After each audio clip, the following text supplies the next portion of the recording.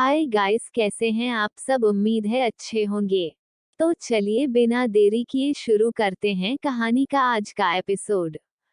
कुछ देर बाद रोहन और अनन्या की गाड़ी एक बड़े से मॉल के आगे जाकर कि यह मॉल कपूर फैमिली का ही था, क्योंकि अनन्या राठौड़ फैमिली के किसी भी मॉल में नहीं जाना चाहती थी, जिस वजह से रोहन उसे लेकर यहाँ आया था। यह मॉल 2 साल पहले जनार्दन जी ने सुकून के 18वें जन्मदिन पर ओपन किया था।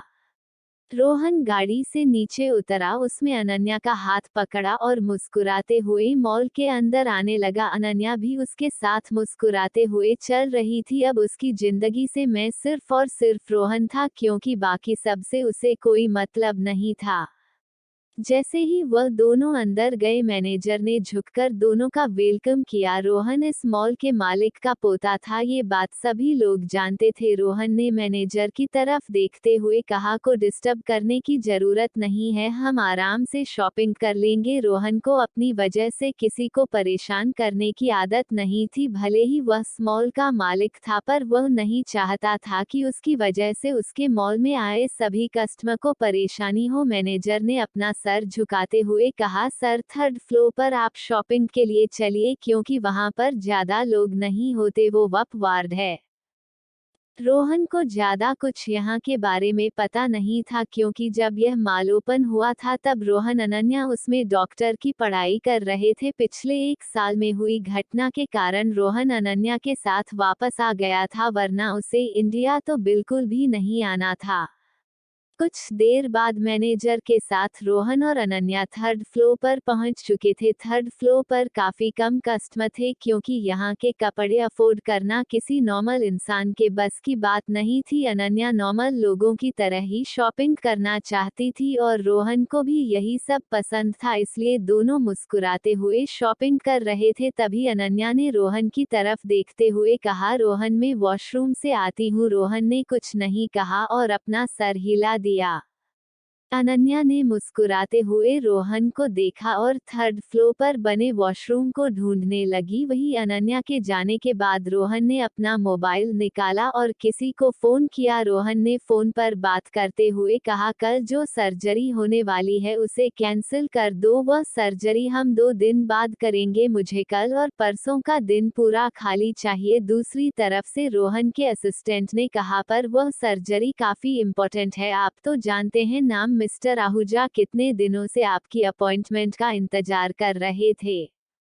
रोहन ने अपने माथे को रब करते हुए कहा, देखो अखिल मैं जानता हूँ, पर कल मेरे लिए मेरी लाइफ का काफी इम्पोर्टेंट दिन है, मैं अनन्या के साथ एंगेजमेंट कर रहा हूँ। रोहन की बात सुनकर फोन की दूसरी तरफ रोहन के असिस्टेंट अखिल ने हैरानी से कहा, पर सर डॉक्टर अनन्या और आप इतनी जल्दी एंगेजमेंट क्यों कर रहे हैं, जबकि अनन्या मैडम के 2 बड़े भाई हैं और आपका भी तो बड़ा भाई है, फिर आप दोनों पहले कैसे एंगेजमेंट कर रहे हो। रोहन ने थोड़े सख्त लहजे में कहा, अखिल अभी मैं तुम्हें कुछ नहीं बता सकता, जब मुझे लगेगा कि मैं तुम्हें सब कुछ बता सकता हूँ तब मैं खुद बता दूंगा, इसलिए अब तुम मुझसे ज्यादा कुछ मत पूछो, बस जितना कह रहा हूँ उतना करो। इतना कहकर रोहन जैसे ही पलटने को हुआ, सामने से आ रही एक लड़की से वह धड़ाम से टकरा गया। उस लड़की के हाथ में कुछ शॉपिंग बैग्स थी जो कि नीचे गिर गई। रोहन का ध्यान उसके चेहरे पर नहीं गया, वह अभी भी फोन पर बात कर रहा था। उसने नीचे उस लड़की की तरफ देखकर सॉरी कहाँ पर बात कर रहा था। उस लड़की का चेहरा देखते ही उसका फोन उसके हाथ से छूटकर नीचे गिर गया। वही वह लड़की जिसकी उम्र यही कोई 22 से 23 साल होगी, जो कि शॉपिंग बैग्स को उठा रही थी। जैसे ही उसने रोहन की आवाज सुनी, उसने अपना चेहरा ऊपर उठाकर रोहन की तरफ देखा। रोहन को देखते ही उसके चेहरे की हवाएं उड़ गई। वही उसे देखकर रोहन को अपनी पूरी दुनिया घूमती हुई महसूस हो रही थी। रोहन तो जैसे अपनी जगह पर ही मूर्ति की तरह बन गया था।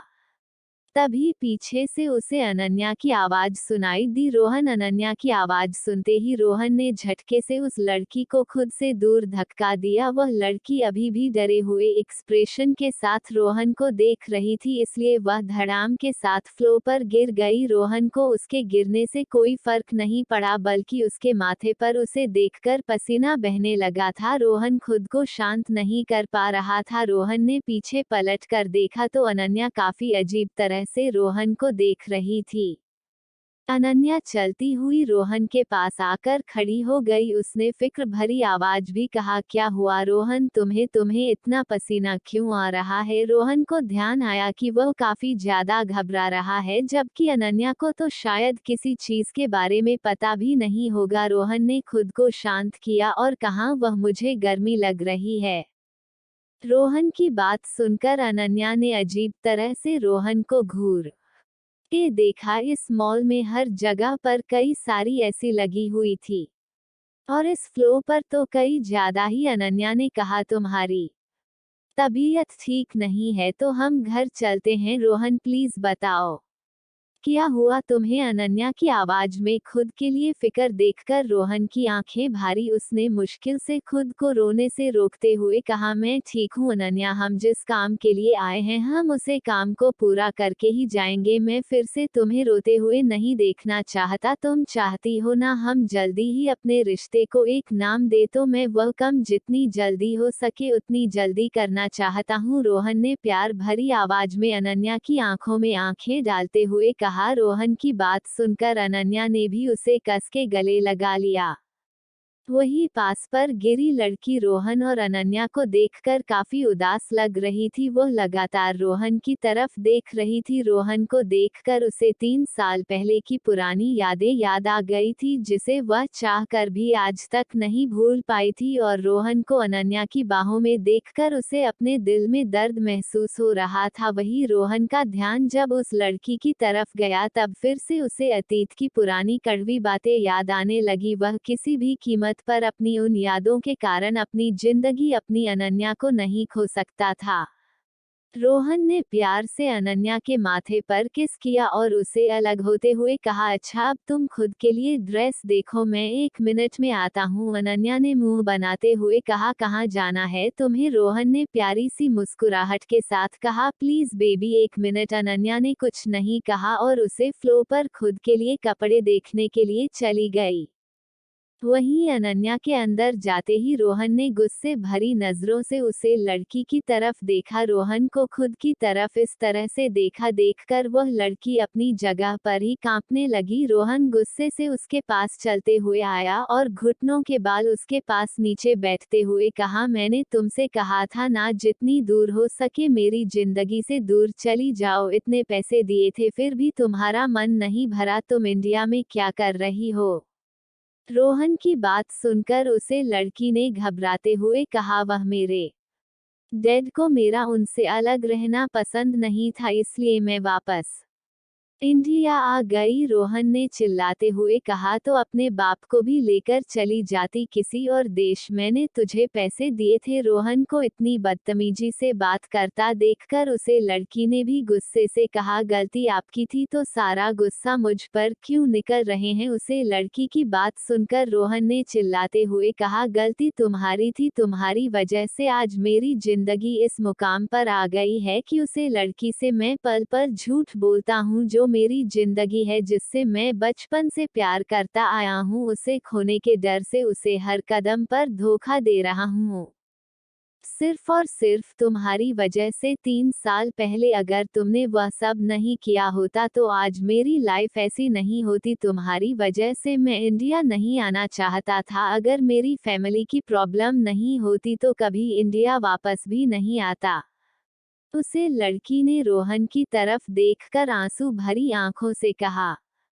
3 साल पहले जो कुछ भी हुआ था उसमें सिर्फ मेरी गलती नहीं थी। आप सारा ब्लेम मुझ पर डाल रहे हैं। उसे दिन भी अपने सर इल्जाम मुझ पर लगाया था, पर आपके इल्जाम लगाने से सच नहीं बदल जाएगा। जितनी गलती मेरी थी उतनी ही गलती आपकी थी। वह रोहन ने अपने बालों को खींचते हुए कहा, मुझे पता है, इसलिए आज तक तुम जिंदा हो, वरना कब के तुम्हें मार के दफन कर दिया होता। रोहन कपूर को शायद तुम जानती नहीं, मैंने अपनी जिंदगी की सबसे बड़ी गलती की थी। उसे दिन जिसे आज तक नहीं भुला पाया, हर दिन पछताता हूँ उसे गलती के लिए। रोहन की बात सुनकर उस लड़की ने कहा, जो कुछ भी हुआ था उसे मैं भूल गई थी। आज आपको 3 साल बाद देखने के बाद मुझे सब कुछ याद आ गया। रोहन ने कहा, देखो प्लीज, मैं तुमसे बदतमीजी नहीं करना चाहता, पर प्लीज यहाँ से चली जाओ। अगर मेरी अनन्या को कुछ पता चल गया तो मेरी जिंदगी, मेरी अनन्या मुझसे दूर हो चली जाएगी। उसके बिना जीने के बारे में मैं सोच भी नहीं सकता। बचपन से सिर्फ उस